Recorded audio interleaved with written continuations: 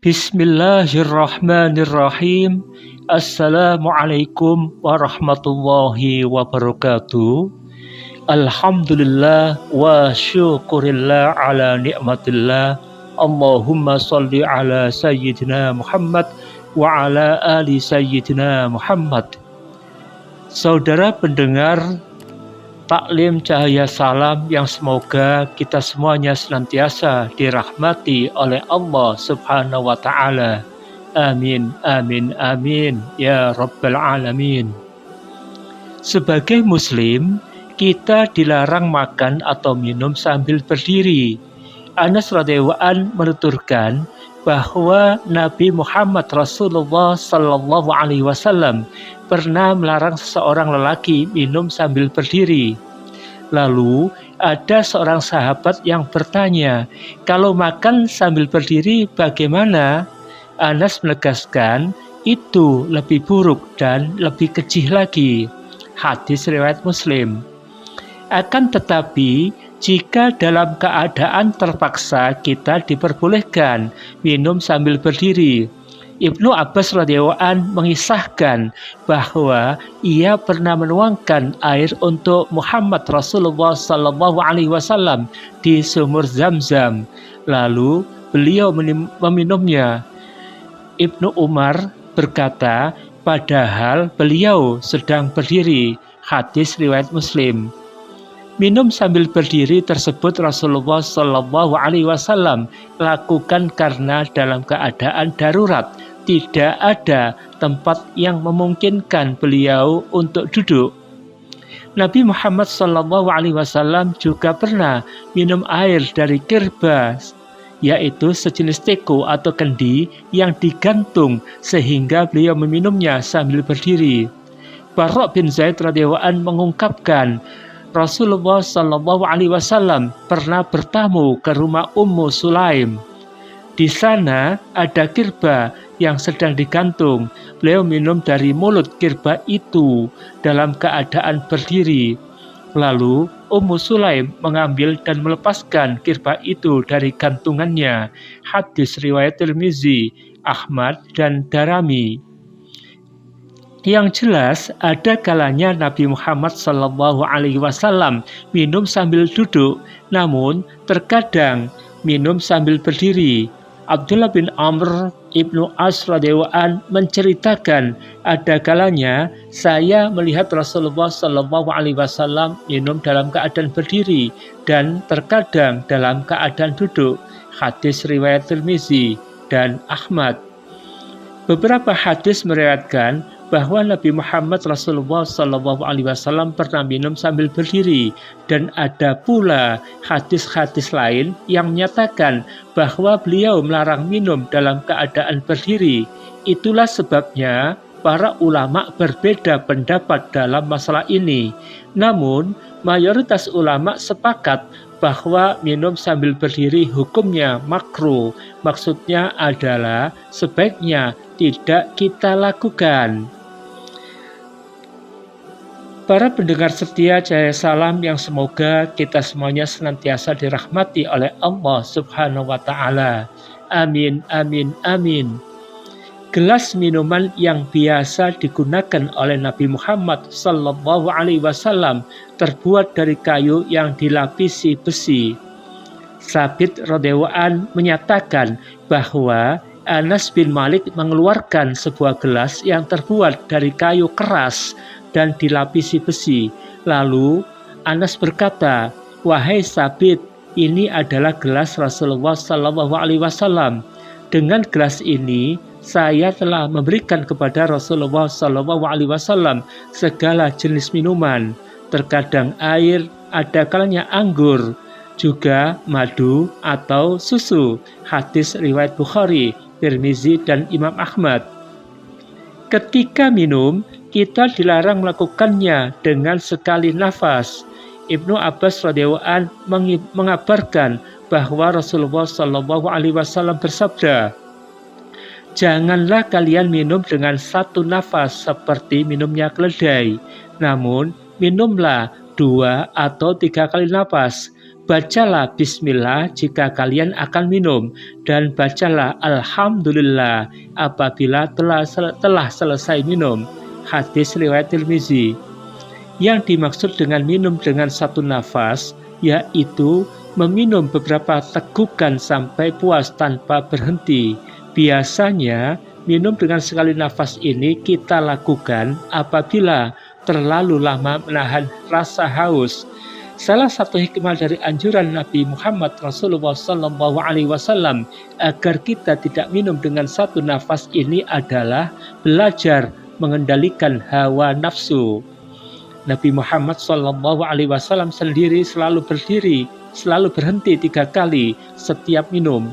Anas bin Malik radhiyallahu anhu menerangkan bahwa ketika minum dari sebuah wadah, Rasulullah SAW berhenti 3 kali untuk menarik nafas. Setelah itu, beliau bersabda, hal ini lebih menyehatkan dan memuaskan. Hadis riwayat Muslim, Tirmizi, Abu Dawud, Nasai, dan Ahmad. Ada kalanya sewaktu minum Nabi Muhammad SAW hanya berhenti 2 kali untuk bernafas. Ibnu Abbas radhiyallahu anhu mengabarkan ketika Rasulullah SAW minum, beliau berhenti sejenak untuk menarik nafas sebanyak 2 kali. Hadis riwayat Tirmizi. Saat kehausan, seringkali kita minum segelas air dengan menenggaknya terus-menerus sampai habis sambil bernafas. Padahal Rasulullah SAW memberikan contoh meminumnya beberapa teguk lalu berhenti untuk bernafas. Setelah itu minum lagi beberapa teguk lalu berhenti lagi untuk bernafas. Berhenti untuk bernafas itu bisa kita lakukan 2-3 kali. Cara minum seperti itulah yang lebih memuaskan dan melatih kesabaran kita. Yang pasti, dalam hal minum ini ada 2 larangan yang harus kita perhatikan. Pertama, kalau kita meminum air langsung dari teko, dilarang melakukannya dari mulutnya. Abu Sa'id Al-Khudri radhiyallahu anhu mengabarkan bahwa Nabi Muhammad Rasulullah SAW melarang menunggingkan teko kemudian minum dari mulut teko tersebut. Hadis riwayat Muslim. Kedua, kita dilarang bernafas di tempat air minum. Abu Qatadah radhiyallahu anhu menegaskan bahwa Muhammad Rasulullah SAW melarang bernafas di dalam tempat minum. Hadis riwayat muttafaq alaih. Dalam makan minum, kita dilarang memakai piring atau gelas yang terbuat dari emas dan perak. Muhammad Rasulullah SAW bersabda, sungguh orang yang minum memakai bejana dari emas atau perak, sebenarnya ia telah menuangkan api jahanam ke dalam perutnya. Dalam hadis yang lain, beliau bersabda, barang siapa meminum dari bejana emas atau perak, atau bejana yang di dalamnya terdapat sesuatu dari keduanya, sebenarnya ia menuangkan api jahanam ke dalam perutnya. Hadis riwayat muttafaq alaih dari Ibnu Umar radhiyallahu anhu. Alasan pelarangan memakai bejana emas dan perak sebab kedua logam tersebut untuk kita di akhirat kelak. Rasulullah SAW bersabda, janganlah kalian meminum dengan cangkir yang terbuat dari emas atau perak. Jangan pula kalian makan dengan piring yang terbuat dari emas atau perak, sebab keduanya untuk mereka, yaitu kaum non-muslim di dunia, sedangkan kalian akan memperolehnya di akhirat kelak. Hadis riwayat muttafaq alaih dari Hudzaifah bin Yaman radhiyallahu anhu. Kita diperbolehkan memakai wadah yang terbuat dari kuningan atau kulit.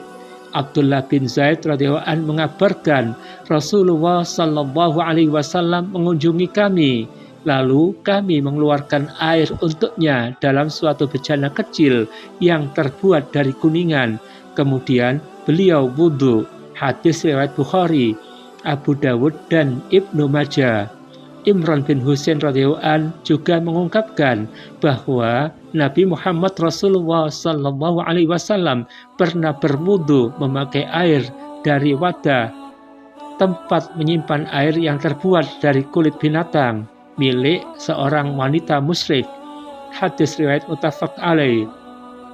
Perlu kita ketahui bahwa kulit binatang yang bisa disucikan dengan cara disamak. Maimunah radhiyallahu anha bercerita bahwa Rasulullah Shallallahu Alaihi Wasallam berpapasan dengan sejumlah orang yang sedang menyeret seekor bangkai kambing. Lalu beliau bersabda, alangkah baiknya kalau kalian memanfaatkan kulitnya.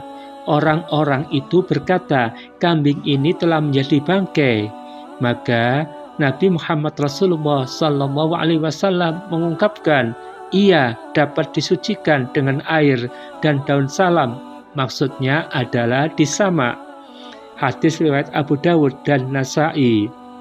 Saudara pendengar Jamaah Taklim Cahaya Salam yang semoga kita semuanya senantiasa dirahmati oleh Allah Subhanahu wa Ta'ala. Amin, amin, amin ya Rabbal Alamin. Cara menyamak kulit adalah membersihkan lendir najisnya yang menempel di pori-pori kulit.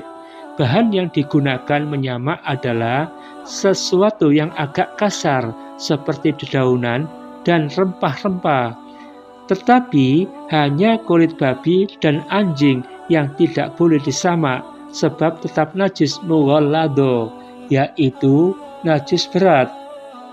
Menyamak kulit bangkai binatang berarti menyucikannya. Nabi Muhammad Rasulullah SAW bersabda, menyamak kulit bangkai berarti menyucikannya. Hadis Ibnu Hibban dari Salama bin Al-Muhaqqiq radhiyallahu anha. Muhammad Rasulullah SAW juga bersabda, kulit binatang apapun kecuali kulit babi dan kulit anjing, jika disamak hukumnya menjadi suci. Hadis 4 ulama hadis dari Ibnu Abbas radhiyallahu an. Demikianlah saudara sunnah-sunnah Rasulullah SAW dalam minum. Terima kasih atas perhatiannya. Wallahul muwaffiq ila aqwamit thariq. Wassalamualaikum warahmatullahi wabarakatuh.